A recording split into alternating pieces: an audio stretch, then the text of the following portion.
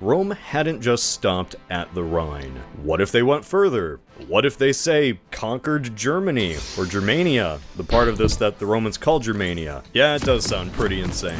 Just like Germany winning World War I or II, the conquest of Germania and the preservation of Rome are pretty high on the improbable alt scenarios tier list. I've sacrificed a good amount of my sanity to Jupiter to justify this video, which will hopefully give a realistic and original take on yet another unsolvable alternate problem. So, let's lay down the groundworks for one of my, more ambitious takes. Taking Germania is difficult, but you know what's even more of a hassle? Talking about history on YouTube. Try to do that, Tiberius. Sometimes even mentioning another topic might demonetize your video. That's not really helpful when you have a lot of topics to talk about. Anything might be a landmine. If history creators can't talk about what they want, how can history enthusiasts get what they want?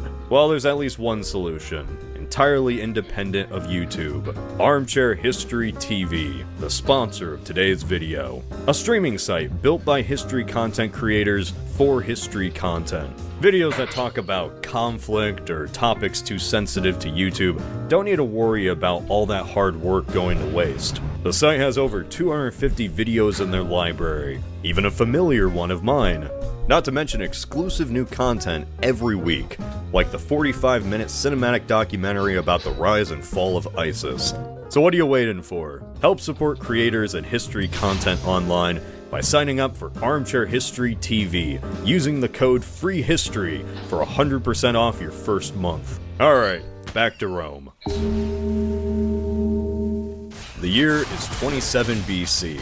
Augustus just set a new precedent for a ruler by building the foundations of the empire. Pax Romana had risen from the ashes of the old republic. He was feeling pretty confident. The Principates were focused on consolidation and reform, but several regions were, crossing his mind at the periphery of the empire. Among them was the sparsely populated, forested region east of the Rhine River. Exactly 50 years after Caesar dipped his toe and ran off, the governor of Gaul was assaulted by the Germanic tribes who crossed the river and vanquished a legion, capturing a standard. In response, Augustus sent in his stepson, Drusus, on a quest to recover the eagle.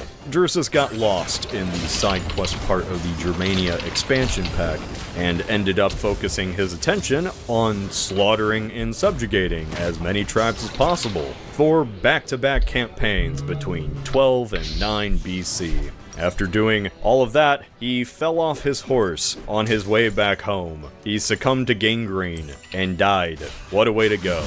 The Roman general and his 7 legions built 50 bases along the Rhine River. They dug canals, which allowed the fleet to sail along the North Sea and surprise his enemies. The Germanic tribes were just outgunned, figuratively, and outmatched by the most sophisticated, well-supplied, well-armed, and well-trained army up to that point. Several chieftains just bent the knee, supplied the Romans with tribute, and their youngest sons, who were now to be raised in Rome. One of those boys was the 10-year-old Arminius, who, alongside his brother, adopted the Latin language and its customs. Nobody knew it at the time, this young boy was about to be a major headache for the Romans. And when I mean a headache, I mean he wiped out 3 legions. When theorizing about some alternate world where Rome conquered Germania, there's 2 questions that might come to everyone's mind. 1, could Rome ever conquer Germania? Well, let's just answer that question now. Yeah, because in our timeline they kind of did, or at least they occupied it, like half of it. Depends on your definition of Germania too, I guess. But my point is, for a time, Rome actually went beyond the Rhine River and held territory within Germania. I'm not kidding. The borders of the empire in 6 BC looked like this. Sure, they didn't have complex cities like that in Gaul, but the local tribes still paid tribute, they still bent the knee. Roman soldiers walked and patrolled this land. So second question, why would Rome want to conquer Germania? For all they saw, it was just an endless dark forest. What incentive was there to conquer it? Trust me, we'll get to that question later. As for now, all you need to know is that this border on the Rhine was not always destined to be. It was from the actions of a few, and of many, that led this to be set in stone. Not to be outdone by his brother, Emperor Tiberius showed that he was a worthy successor to Augustus by coordinating a massive invasion of the Marcomanni tribe. The war machine was unstoppable, and under the heir's leadership, it took 6 years for the Germanic Celts in the west to be completely obliterated. Things for Rome were looking up. But like any conflict involving Germany, our story here has to take a detour because of the Balkans. Rome had focused a lot on their Germanic frontier, so much so that a bunch of Illyrian chieftains in what was then called Pannonia had the bright idea to rebel. This was a full-scale revolt. I say revolt, but don't underestimate it. This was an army of 200,000 infantry, 9,000 cavalry. Tiberius was forced to postpone his campaign in order to deal with all of that. Curiously, his army of over a dozen legions featured none other than Arminius himself, now a well-trained young man. There in the forested hills of the Balkans, Arminius would gain experience and the trust of his Roman superiors, learning the Roman tactics from within. In his absence, Publius Verus was made the first official governor of the Germania province, a man known for his harsh taxation and even harsher punishments after he crucified 2,000 Jews in Jerusalem. Rome wasn't built in a day. It took the efforts of millions, led by dozens of incredible leaders. And in that long line of commanders going through generations, Verus stood out as one of the dumbest, not even of his day, arguably of all time. Long story short, despite multiple glaring warnings, he marched 3 entire legions into the thick of the Germanic forests. Verus trusted the locals at their word to house some of his men. Verus trusted good old Arminius, who had reports of a German rebellion. They only had to go deeper into the woods to find it. Probably not the smartest move by Verus. When the Romans realized what was going on, it was too late. And now 3 legions found themselves in the middle of the woods, surrounded by German warriors. The Battle of Teutoburg Forest would read like a comedy if it wasn't so horrific. Arminius never forgot what the Romans did. He had been plotting, uniting the tribes under the Romans' nose, and now he would make them bleed. 20,000 were dead. 3 whole legions swallowed up. Rome was no stranger to insurmountable losses, or ambushes, or rebellious chieftains. 20,000 was really just a drop in the bucket, even by the Republic standards. Slaves, Hannibal, Parthians, all managed to put dirt in the Roman eye. But this was different. First, this was the first major defeat of the Empire, the first stain on the pristine Augustan record.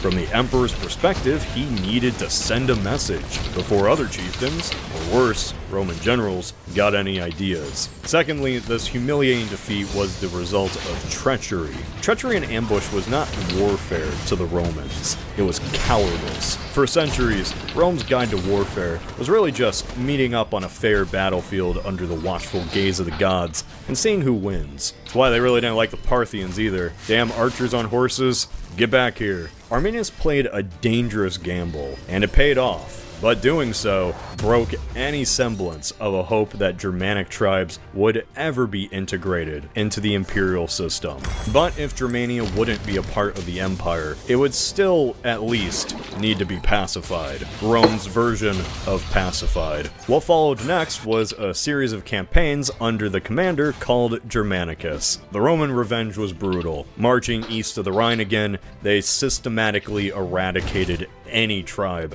that played a part in the plot. The following conflict would go on for years, ending only once the Romans finally got the fair fight they wanted. Despite heavy losses on both sides, Rome came out on top. Arminius was defeated and faded from relevancy. Eventually, he was just poisoned by a political rival. Rome never did gain Germania, and that was a sense of pride for later German dynasties. Both Alesia and Teutoburg were romanticized by later medieval dynasties, and the Prussians, all as a glorious resistance against Roman/Latin rule. In the 19th century, the German Empire erected a statue to Arminius in the very same forest where 20,000 Romans lost their lives. He stood there, facing the modern-day Latins. You know, the French. So here's an idea. What if Arminius died? You know, died before he became a headache for Rome.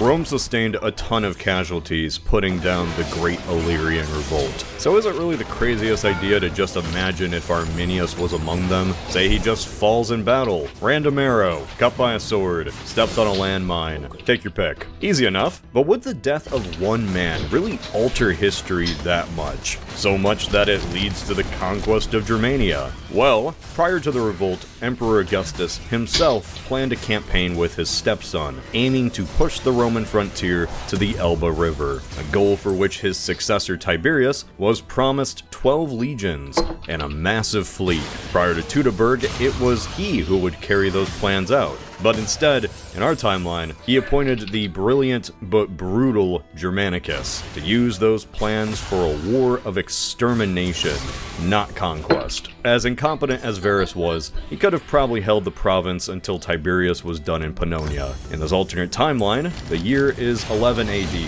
and an unprepared, divided, and partially bribed Germanic people are beset by an army of 66,000 men. At the helm of this force, the future emperor, who had just maxed out his military, admin, and diplomatic stats. Unlike Germanicus, Tiberius knew when to sheathe the gladius and use Roman gold instead. Diplomacy and money were sometimes more effective than warfare. His brother already landed the first major blow to the clans, and if the history of Rome before and after this conflict is anything to go by, everything west of the Elbe River could potentially be conquered within 2 to 5 years. As crazy as that sounds, the conquests of Greece, Gaul, Egypt, and Britannia were all done in a similar time frame.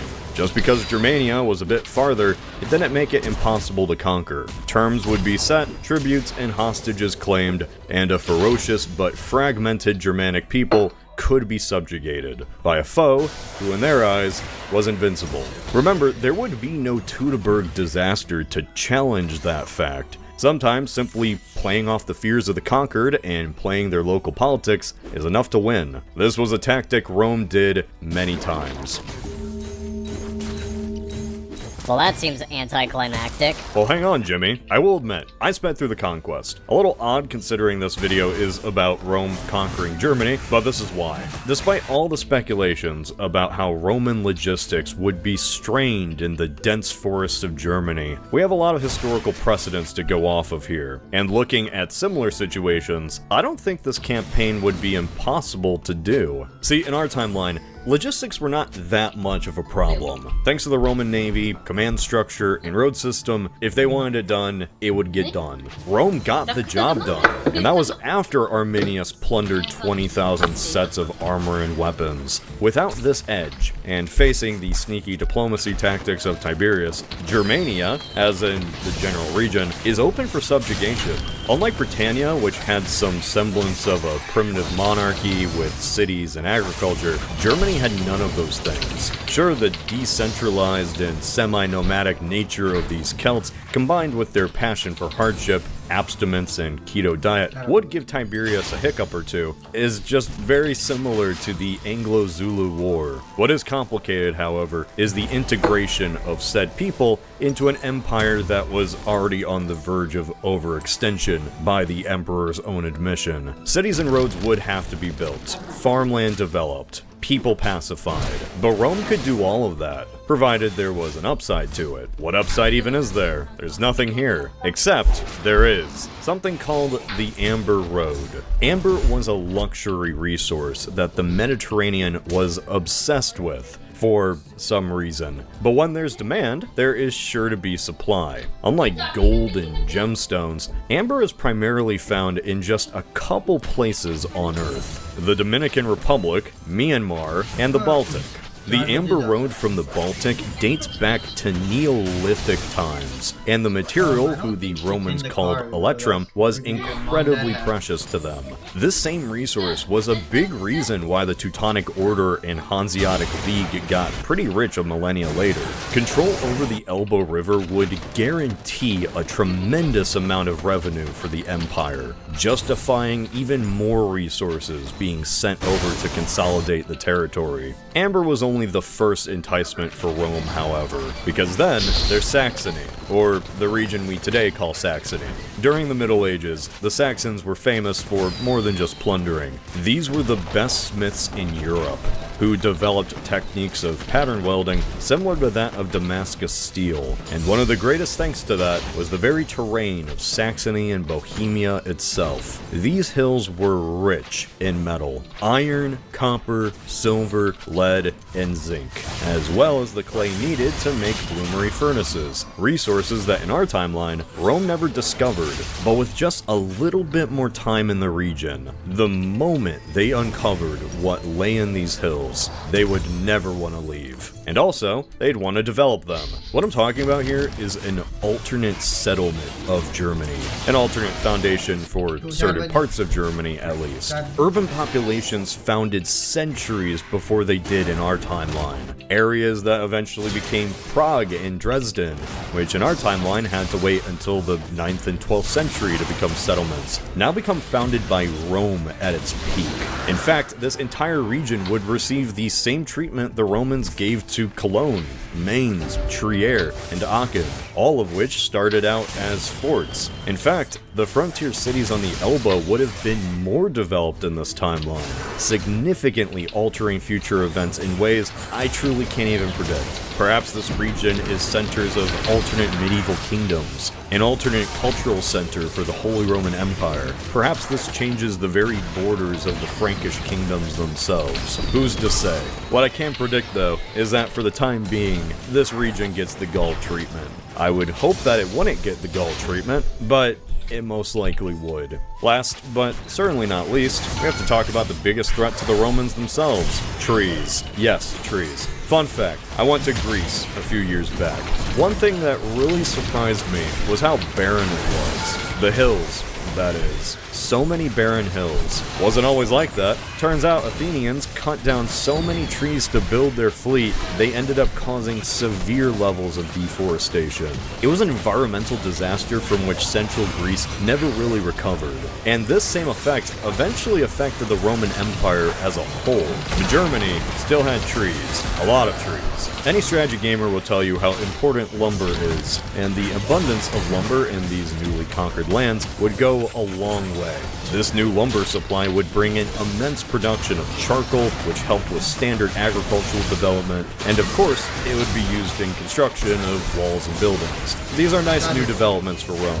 New resources are always nice, but all of these pros pale in comparison to the cons Rome would avoid in this alternate timeline. Because while conquering Germany might make you imagine an empire stretching its limits, it could perhaps lead to an even more powerful and prosperous imperium, simply by removing potential future enemies. In 12 AD, Augustus recalled Tiberius as he was on his deathbed. Nearly 76 years old, Octavian left the empire in competent hands. But in this alternate timeline, these were the same hands that brought Germania into the fold. Surely integrating the Green Labyrinth filled with fierce and bitter warriors would be an impossible task, right? Well, once again, we have plenty of precedents. How long did it take for the proud Hellenes to call themselves Roman? Surely it would have taken centuries to pacify the Gauls after what Caesar did to them, right? How about Egypt, a place with customs so different from the Romans, they might as well have come from a different planet. The thing is, when it came to Rome, those things didn't matter. You could say they were incredibly efficient at integration. Gaul was Romanized within a single generation. Egypt became the empire's breadbasket and most lucrative province, and the Greeks were the last Romans to ever fall. It was bloody and brutal, but it worked. Places that were once Rome's greatest enemies, places like Dacia, Britannia, and Anatolia, all eventually became Roman, and even carried on the title once it was gone. So why couldn't Germania have done the same? If anything, it would have been faster. Germania stands out as the least populous and most divided of any of these regions, even without the punitive campaigns. Yeah, logistics would still be rough, but Rome built canals, navies, and navigated the Danube River perfectly. Tiberius wasn't a great emperor, and Caligula was F-tier, but the Pax Romana had already developed an unstoppable inertia. If Rome built 30 forts on the Elbe. It's possible that it's just game over. Seriously, I really think Germania could have been Romanized within 100 years. All in all, imagine what happened with the Celtic culture and people in Britannia. Apply it here. The Romans adopted some of the Celtic pantheon. The Celtic language here is wiped out and replaced with Latin, and over a century, dozens of highly developed urban centers spring up on key rivers, and a mini Hadrian's Wall blocks off Denmark. At the end of the 1st century AD, the integration could be pretty much complete, and just in time for the 4 good emperors who ushered in the peak of the Roman Empire. I know I've been holding back the presumed cons, but allow me to build up some more suspense first, because to crack the fall of Rome, we have to figure out when and why Rome fell in the first place. A lot of people think that these are two very different questions, when in reality, the rise and falls of civilization never happen overnight. Whether it be the bureaucratic Han Dynasty, the maritime Venetian Republic, nomadic Mongols, or Onion Ottomans, all of them had a steady rise and fall. We just tend to look at the milestones. The Empire was no different, and pointing to years like 410 or 476 doesn't really do much to answer the why. So when and why was it? Was it overexpansion, corruption, invasion, civil war, slavery, Christianity? Nope. I mean, yeah, it was all of those things, but there was one overlooked factor that was kind of bigger than them all. Plagues. The Antonine Plague, which lasted from 165 to 180, ended the Golden Age, and began the process which unraveled the West. Sure, there were moments when Rome bounced back, but consider the parallel to Alexios Komnenos. He also saved the Byzantines from certain demise, and patched them up by calling the Crusades and relying on Italian republics for his trade and navy. For at least a century, the Byzantines were doing good, and then they imploded big time with the Fourth Crusade. That sounds like an event that makes for a good alternate history visual novel. Ultramare. I'm the narrator. It's pretty neat. Where was I? Oh yeah, smallpox. The Antonine Plague struck down Emperor Verus and significantly altered the reign of the incredible Marcus Aurelius. Go read Meditations. Most importantly, this thing wiped out between 1/3 and 1/4 of the entire population. Truly just picture what that meant. Trade networks broke down, economic collapse, Germanic tribes invading in droves. The Empire experienced vast labor shortages, and people just began leaving the urban centers in favor of the countryside. All the things that made Rome were falling apart, especially Roman medicine. Roman medicine is the underground savior of the Empire, contributing to their supreme logistics and a life expectancy not seen until the 20th century. Roman amputation survival rates were better than those of the American Civil War. My point here is that while Rome was crippled, its medicine was dead. Based on archaeological findings and manuscripts, we see a severe decline in their knowledge and application of remedies and treatments. Roman medics understood all sorts of maladies, how important preventive medicine and nutrition was. They had sanitation, anesthesia, and antiseptics, but the only thing they and every other pre-19th century civilization lacked was germ theory. While they had some defenses against bacteria, Rome was powerless in the face of smallpox. When the plague first hit, the medics were the first to throw themselves at the enemy, and within 2 decades, every teacher and student was gone. Without its healing factor, and 1/3 of its population wiped out, Rome decided to rely on Germanic mercenaries for its own defense. The old system of large legions and walls defending the empire was replaced with a more flexible, autonomous system, a system which would eventually morph into feudalism. The Black Death fundamentally changed European society, but I would argue that the Antonine Plague's effects were even more far-reaching. The empire was not really overexpanded until the plague. The rich elite, which acted as nobility participating in the war effort, decided to now use Germanic people for that role. It was the plague that transformed them into a caste with nothing better to do than dabble in corruption and power plays, often leading to just civil war.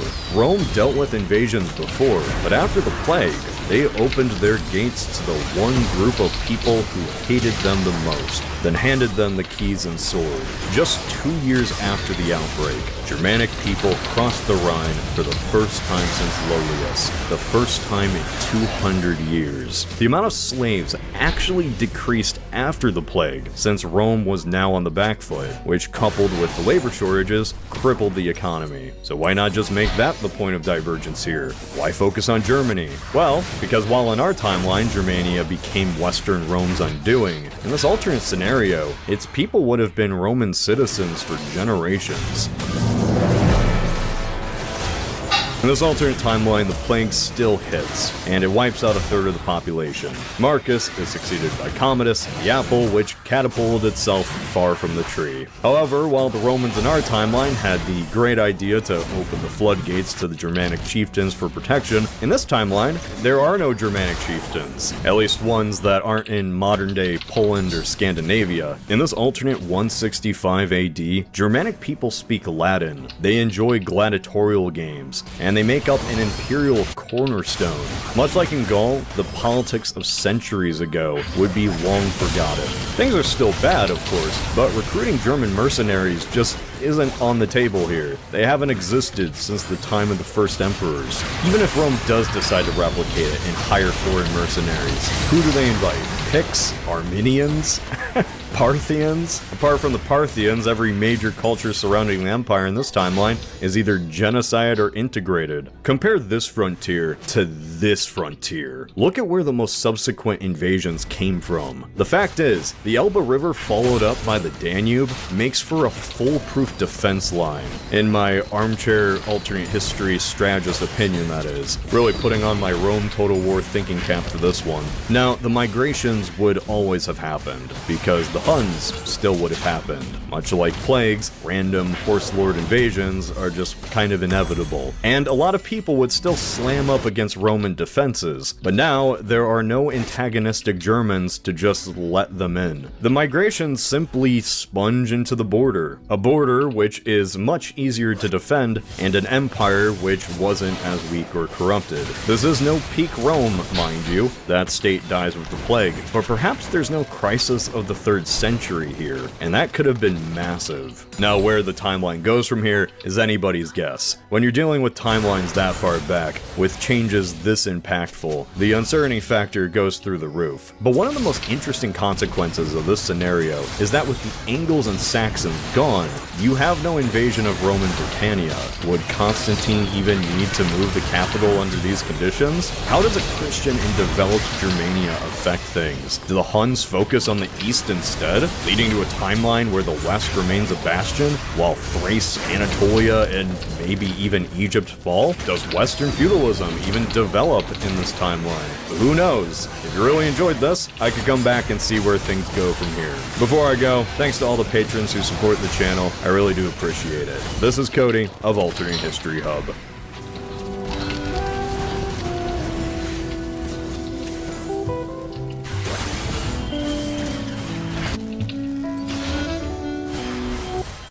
In 116 CE, Emperor Trajan led Rome to its greatest territorial extent. His conquests stretched the empire from the Atlantic Ocean to the Caspian Sea, from the British frontier to the heart of Mesopotamia. The Roman military was able to achieve unparalleled expansion, yet at the same time, they were able to control these vast territories with great efficiency for many centuries. So what was the key to their success? Rome's ability to expand and control such a great empire was due to a combination of factors. First among these was its powerful military. Then later on came a number of reforms under pivotal leaders such as King Servius Tullius, General Gaius Marius, and Emperor Augustus. The development of an efficient bureaucracy.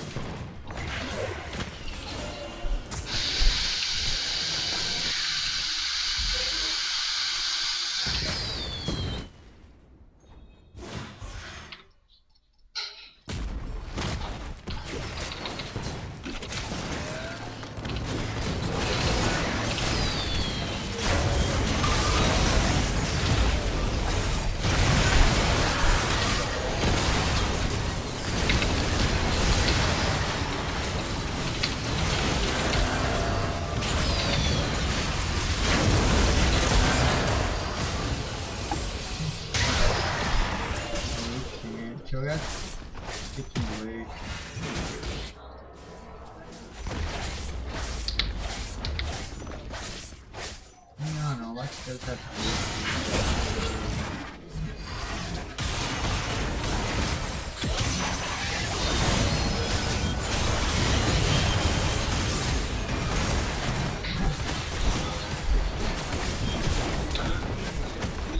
आ जाओ बस भी बुला लो online पे नहीं ਮਾਮੀ ਤੇਰੀ ਐਂ ਗਿੱਟੀ ਰੱਖੇ ਤਿੰਨ ਦਿਨਾਂ ਨੂੰ ਮਿਲਦਾ ਨਾ 15% ਡਿਸਕਾਊਂਟ ਨਹੀਂ ਮਿਲਦਾ ਹੁੰਦਾ ਆਫਟਰ